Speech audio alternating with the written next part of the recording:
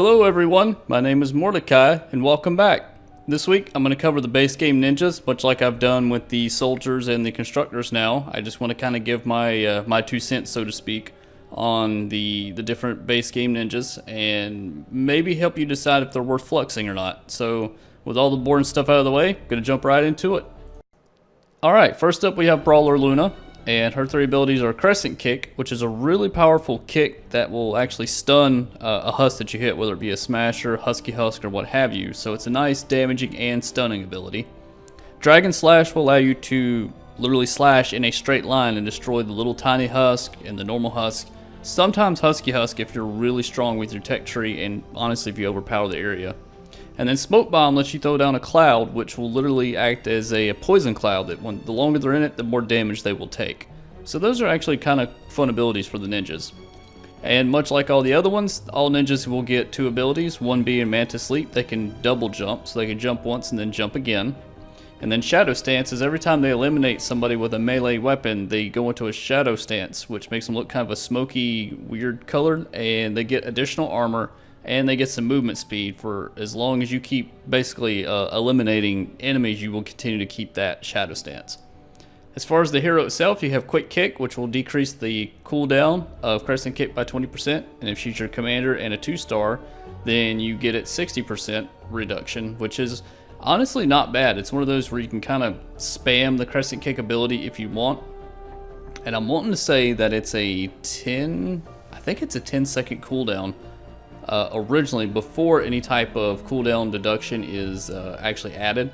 So it's one of those, if you would like to be a specific one, you know what, 10 seconds. I honestly could not remember. I was trying to do it off the top of my head.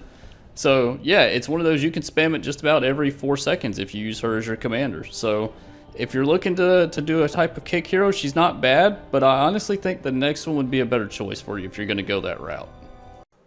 Alright, next up we have Stonefoot Crash, and her 3 abilities are Crescent Kick, Smoke Bomb, and Throwing Stars. And since I didn't cover Throwing Stars before, you basically throw Ninja Stars at your target. But if you don't specialize in them, they're not as great, to be honest with you. So I would say I wouldn't worry about it with her, just because her main ability focuses around Crescent Kick. And as you can see here, Hotfoot increases Crescent Kick damage by 36% if she's in a support role or a 1-star. If she's 2-star and above and your commander, then your Crescent Kick damage goes up by 72%, and she actually does energy damage with it instead. And this is why I said I think she's honestly a little better than Brawler Luna, simply because if you kick a elemental smasher, then you're going to be doing much less damage than if you use Stonefoot as your commander, because now you're doing energy damage, which is, I believe it's 75% damage flat across any elemental. So much better when you're dealing with the elemental type husks. But honestly, her and Brawler Luna really make a good team if you combine them in your support roles. So it's whichever one you prefer to use. So with that, let's go on to the next one.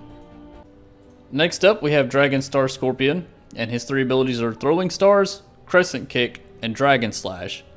His perks actually directly affect one of his abilities, which happens to be Throwing Stars. So I'm going to switch over to that and show you what I mean. Corrosive Stars applies an energy-based affliction damage over time to the target, and you can stack it if you keep hitting the target, as long as you hit them before 6 seconds is up.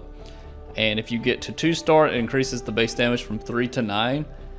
This perk is kind of one of those you can take it or leave it. If maybe your weapon doesn't give affliction or something like that, maybe you can kind of use this to hit the target before you swing at it. But to me, there are better perks, but at the same time, if you like the look of the hero, use them and, you know, do a support cast the way you want to play them. But in terms of like a max min setting, I personally don't think the Corrosive Stars is really worth it. But again, it's personal preference. If you like the look or like the perk, use him, have fun with him, because I mean that's what this game's all about. For me though, I would say I would give him a pass unless you get him in a llama. Alright, next up we have Mak Mari, and her abilities are Smoke Bomb, Throwing Stars, and Dragon Slash. Much like the other ninjas we covered, her perks directly affect one of her abilities, and it happens to be Smoke Bomb. So let me click over here and show you just what I mean. You have Utility Belt, which is 48% reduction into Smoke Bomb, and that's if she's a 1-star or in the support role.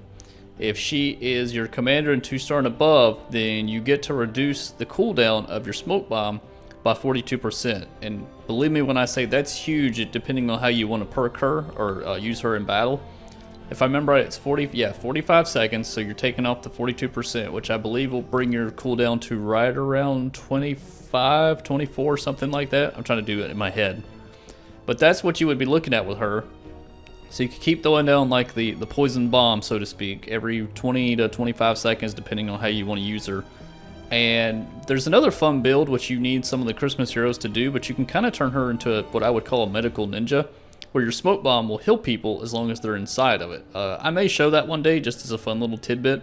I won't do it in this video, but maybe in one in the future. But personally, I really like Mak Mari. She's honestly one of my favorite ninjas when I play. I like to use her and maybe one or two others, but she was one of my first favorites when I started playing the game. So if you've got her, give her a try. She's actually pretty fun.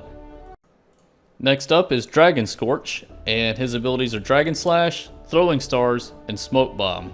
And you'll kind of notice with at least some of the ninjas, their name kind of directly affects their perks or what they specialize in. So when you hear Dragon Scorch, you kind of look and notice he's got Dragon Slash. Kind of gives you a tip into what he's going to specialize in. So go into the perk system. Wings of the Dragon increase the Dragon Slash range by 3 tiles. If he's your commander and a 2-star and above, then not only do you get 3 tiles, you get the width increased by 2 tiles and the damage goes up by 25%. This dude is what I would call a trash killing machine. So the little husks and the standard husks, you got a big wave of those, or you kind of chain them around behind you and then turn around and take them out. Dragon Scorch specializes in taking out the little guys to free up your soldiers and your other guys to take out the husky husk and the smashers. So it's the thing a lot of people always seem to forget. This is a team-based game. So you don't always have to take out the smashers. You don't always have to kill the husky husks.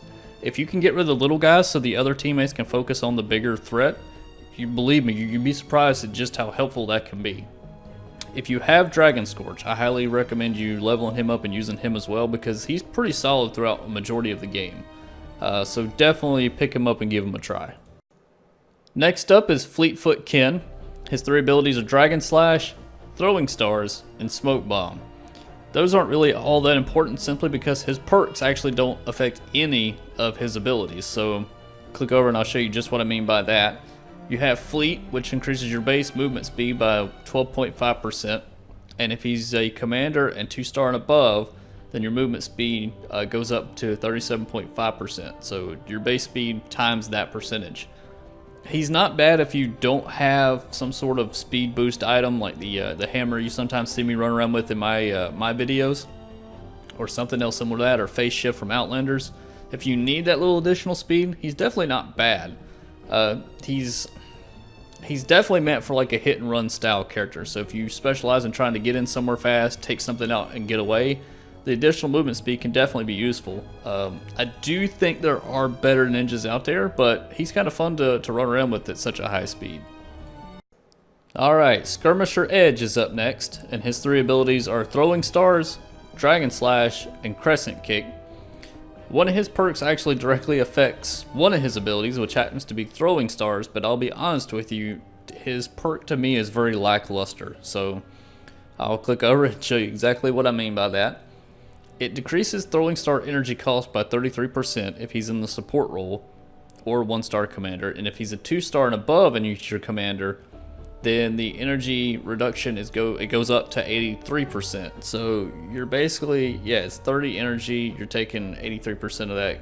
Granted, you're basically using maybe 12 energy to throw your ninja stars, but you have to wait for the cooldown. And I hate to say this guy to me is a huge pass. Any of the heroes that reduce energy cost on any of your abilities to me are totally not worth it. That said, if you like the look of the hero, use him, because you can still be viable even in high twine using Skirmisher Edge. I know there's some people that say you have to use the meta, you have to use this. They're full of crap. You can use any hero you want, and you can, as long as you perk them correctly, you're just as useful as another guy who is the meta build. So use them if you like the look, but if you're trying to build a meta, definitely a hard pass on this guy. Alright, Assassin Sarah is up next, and she has Throwing Stars, Dragon Slash, and Smoke Bomb. But to be honest with you, those are not really, it's not really a big deal on her abilities, because her perk pretty much stands on its own, to be honest with you. Assassination. Dealing melee weapon damage grants 1 stack of assassination up to 5 stacks.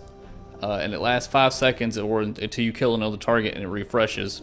And you get a base 4.5% increase on your melee damage. And if she's your commander, you get the exact same thing I just mentioned, but then you get an additional 18% on top of that. And for those that didn't play before the hero rework, assassination for every stack increases your melee damage by 5% to any target. And you'll notice like a little swirly band around your arm. As long as that's there, you get the additional 5%. And the fact that it stacks 5 times means you're getting 25%. And then if you get the weapon damage bonus of being using her as your commander, then that's a huge melee damage. She's again like a Ramirez for the ninjas in terms of her damage output. To me, Assassin Sarah, very solid ninja. She can fit into a majority of any build that you want to use. Honestly, she's really strong right out of the box. So whatever you want to use, she can make it work. So highly recommend her. Shuriken Master Sarah is up next, and her 3 abilities are Throwing Stars, Smoke Bomb, and Dragon Slash. And I'm sure, based on her name, as you can see, Shuriken Master, her perks are going to directly affect Throwing Stars for this one. And honestly, to me, she's a really good hero. So we're going to take a look and see what I mean. She adds 1 additional star if she's in the support role, but if she's your commander and 2-star and above, you get 3 additional Throwing Stars when you throw out and use your ability. Prior to the hero rework, she was the only one that I remember whose Throwing Stars would pierce the shoulders, so I would use her exclusively, even in High Twine, to purposely get rid of all the little bubble shield guys when they appeared into the game. It seemed like people always had trouble when they didn't build trap tunnels, and you should be building trap tunnels, gonna throw that out there. When they wouldn't, you could use these to eliminate the shoulders and help out your team. Matter of fact, at the end of the video, I'll show you what I mean, because all ninja stars now actually pierce. Not just hers, but in all honesty, she's even pretty good at wave clear if you can aim your stars just right. So I'll at least show the shield bubble burst. But in my recommendation, if you have her, use her. She's actually pretty solid. Not as good as some of the others, but definitely a solid hero. All right, last but not least, the man, the mythic, the legend, Swordmaster Ken, and he has Smoke Bomb, Throwing Stars, and Dragon Slash. And really, none of that's all that particularly important because his perks are different. Legendary Blade. During Shadow Stance, it increases your sword damage by 25%. If he's your commander and 2-star and above, then that damage goes up to 75. Swordmaster Ken to me is right up there with Assassin Sarah. The difference being Swordmaster Ken needs to be in Shadow Stance to get that huge boost of damage, whereas Assassin Sarah does not. However, these two are perfect for each other, so if you have one in support and one is your main or vice versa, it's a solid build all around. So if you do happen to get Swordmaster Ken out of a llama, level him up and use him, because I really don't think that you will be disappointed with him. So with all the ninjas finally out of the way, I'm going to cut over and show you probably a very small clip, because there's really not a whole lot to it, to show you what I mean by the ninja stars, a little trick that some people don't actually notice or have known, that they actually do pierce the shoulders and can help your team out if you're in a jam. Alright, I just about forgot to hit record, guys. That would have been bad. So I'm only a couple seconds into the mission, so you really didn't miss anything. I'm Shuriken Master Sarah, and I am looking for the shoulders that produce like the big purple dome around them. So as soon as I find one of these, I'll be able to show you the ninja star throw that'll pierce through the bubble, and you want to aim for like the little mist monster that's shielding him, because as soon as he goes down, the shield goes with him. So let me see if I can actually find one. Then we'll be able to shoot as soon as I said that. Here we go. Alright, gotta aim for the little mist monster dude. Bam, look at that. Shield's gone, so now me and my friends can easily take out the rest of the husk, no problem. You'll probably notice too as I'm fighting, if you look up here in the top left, my shield's constantly regenerating. It happens to be a ninja ability or a perk that you could give them called Dim Mak. And what that does is as long as you're in Shadow Stance, your energy actually will always regen as well. So if you're going to be a melee ninja, I do recommend some sort of energy or health regeneration ability. Otherwise, it's going to be really hard to do your job because you're in there in the nitty gritty. But that was the ninja star throw. I know it wasn't as fancy or as fun as the other two that I've probably shown, but hey, I hope it helps. And I'm going to cut from here, and this is my end sequence. So we're going to cut out, and I'll see you next week with the Outlanders. So later.